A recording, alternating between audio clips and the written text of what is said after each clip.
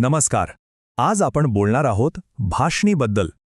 हे एक असं क्रांतिकारी AI प्लॅटफॉर्म आहे जे भारतात संवादाची पद्धतच बदलून टाकू शकतं. चला तर मग सुरू करूया. एका प्रश्नापासून सुरुवात करूया.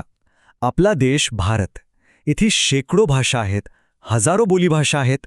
कधी विचार केलाय का की एवढ्या वेगवेगळ्या भाषा बोलणाऱ्या लोकांसाठी एकमेकांशी जोडलं जाणं किती अवघड असेल?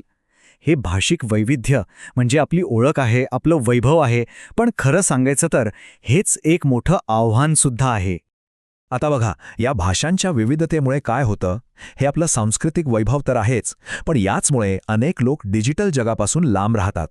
विचार करा, एखादी सरकारी योजना असेल किंवा शिक्षण, आरोग्य सेवा, भाषेचा अडथळा आला की अनेक जण या महत्त्वाच्या गोष्टींपासून वंचित राहतात. मग प्रश्न हा आहे की ही जी मोठी दरी आहे ती भरायची कशी? तर आज आपण काय काय बघणार आहोत. सगळ्यात आधी आपण भारतातील भाषेची आव्हानं समजून घेऊ. मग बघू की भाषिणी नावाचा हा डिजिटल पूल त्यावर उपाय कसा ठरतोय. त्यानंतर त्याच्या 4 मुख्य सेवा कोणत्या आहेत, त्याचा वापर कसा होतो आणि भविष्यात काय काय होऊ शकतं, या सगळ्यावर आपण नजर टाकूया.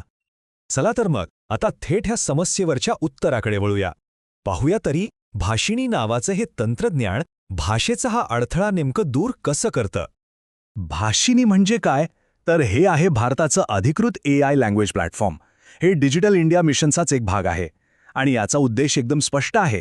AI वापरून भारतातल्या सगळ्या प्रमुख भाषांमधला संवाद, भाषांतर सोपं करायचं, जेणेकरून प्रत्येक भारतीय व्यक्ती डिजिटल जगाशी सहजपणे जोडू शकेल. आणि त्यांचं ध्येयवाक्य बघा, किती समर्पक आहे. एक भारत, अनेक भाषा, एक AI प्लॅटफॉर्म. म्हणजे एकाच वाक्यात त्यांनी सगळं काही सांगून टाकलंय.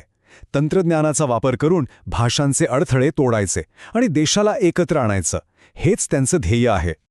पण हे सगळं छान आहे, पण प्रश्न असा आहे की हे प्लॅटफॉर्म नक्की काम कसं करतं. तर मग चला भाषिणीच्या त्या 4 मुख्य सेवांबद्दल जाणून घेऊया, ज्यांच्यामुळे ही भाषिक क्रांती शक्य झाली आहे. तर बघा, भाषिणीच्या 4 मुख्य सेवा आहेत. पहिली, टेक्स्ट ट्रान्सलेशन, म्हणजे कुठलाही मजकूर, कुठलाही लेख एका भाषेतून दुसऱ्या भाषेत सहज भाषांतरित करता येतो. दुसरी आहे स्पीच टू टेक्स्ट, म्हणजे आपण जे बोलतो ते टाईप होतं. तिसरी, याच्या अगदी उलट, टेक्स्ट टू स्पीच, म्हणजे लिहिलेला मजकूर आपल्याला ऐकू येतो. आणि चौथी, सगळ्यात भारी, व्हॉइस ट्रान्सलेशन, म्हणजे एका भाषेत बोला आणि समोरच्याला ते दुसऱ्या भाषेत ऐकू जाईल. एकदम रिअल टाईम संवाद. ओके, तर ह्या झाल्या सेवा. पण याचा रोजच्या आयुष्यात आपल्या कामाच्या ठिकाणी नक्की कसा फायदा होतो, चला तेच पाहूया. याचा वापर खरंच खूप ठिकाणी होऊ शकतो. विचार करा, विद्यार्थ्यांना त्यांच्या असाइनमेंटसाठी मदत होऊ शकते. सामान्य माणसाला सरकारी फॉर्म भरणं सोपं जाऊ शकतं. ऑफिसमध्ये वेगवेगळ्या भाषा बोलणाऱ्या सहकाऱ्यांशी संवाद साधता येतो. आणि एवढंच नाही, तर मनोरंजनाच्या दुनियेत सुद्धा, म्हणजे यूट्यूबचे सबटायटल्स बनवण्यासाठी किंवा मग सिनेमा सिरियलचं प्रादेशिक भाषांमध्ये डबिंग करण्यासाठी हे खूपच उपयोगी आहे. आता समजा कोणी हे पहिल्यांदाच वापरणार असेल, तर त्यांच्यासाठी काही सोप्या टिप्स आहेत. सुरुवातीला लहान लहान वाक्य वापरून बघा. बोलून टाईप करण्यासाठी व्हॉइस इनपुट फीचर नक्की वापरा. आणि हो, आपल्या नोट्स किंवा मेसेज ऐकण्यासाठी टेक्स्ट टू स्पीच वापरून बघा. याने भाषेचा सराव पण छान होतो. आणि सगळ्यात महत्त्वाची गोष्ट काय माहितीये, हे प्लॅटफॉर्म सगळ्यांसाठी पूर्णपणे मोफत आहे. हो, बरोबर ऐकलत. भाषिणी.gov.in या वेबसाईटवर जा किंवा मोबाईल ॲप डाउनलोड करा किंवा अनेक सरकारी ॲप्समध्ये सुद्धा हे आपल्याला मिळेल. वापरणं एकदम सोपं आहे. हे झालं आजचं चित्र. पण भविष्याचं काय? भाषिणीमध्ये पुढे काय काय बदल होणार आहेत? चला एक नजर टाकूया की 2025 पर्यंत यात काय काय नवीन गोष्टींची अपेक्षा आहे.